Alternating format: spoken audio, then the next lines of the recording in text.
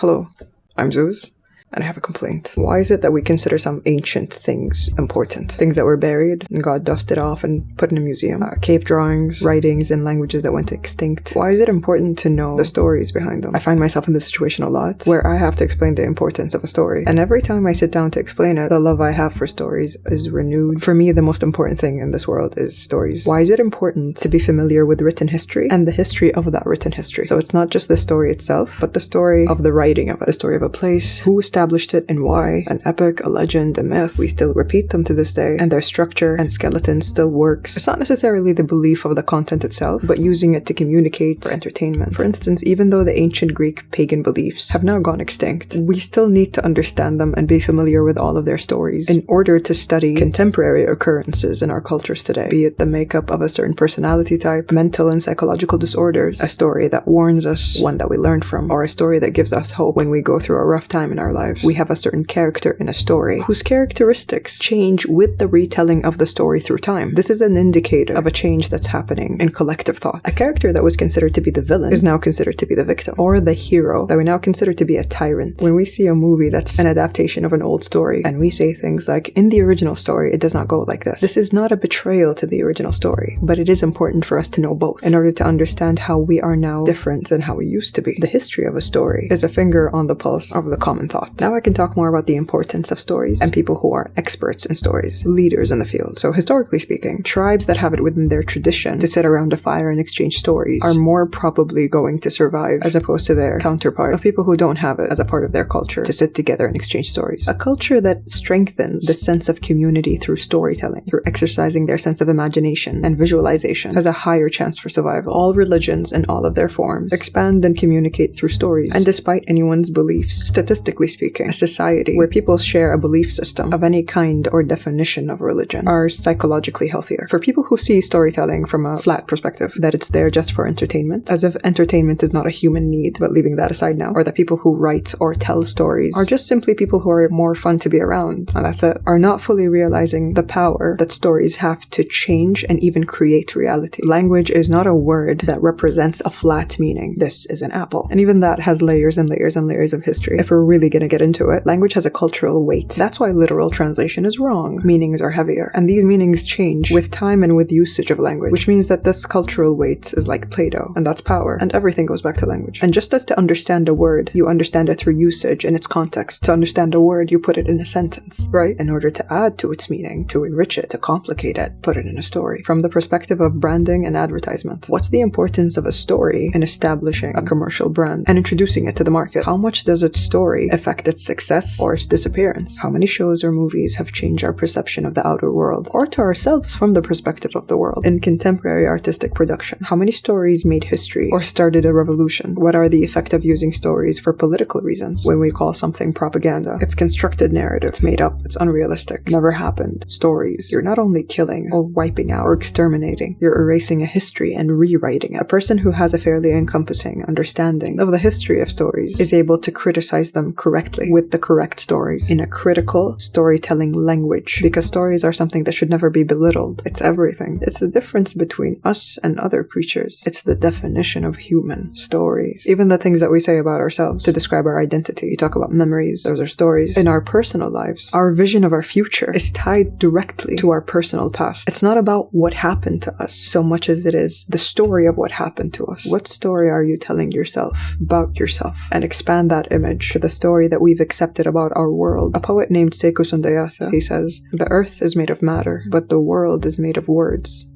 Thank you.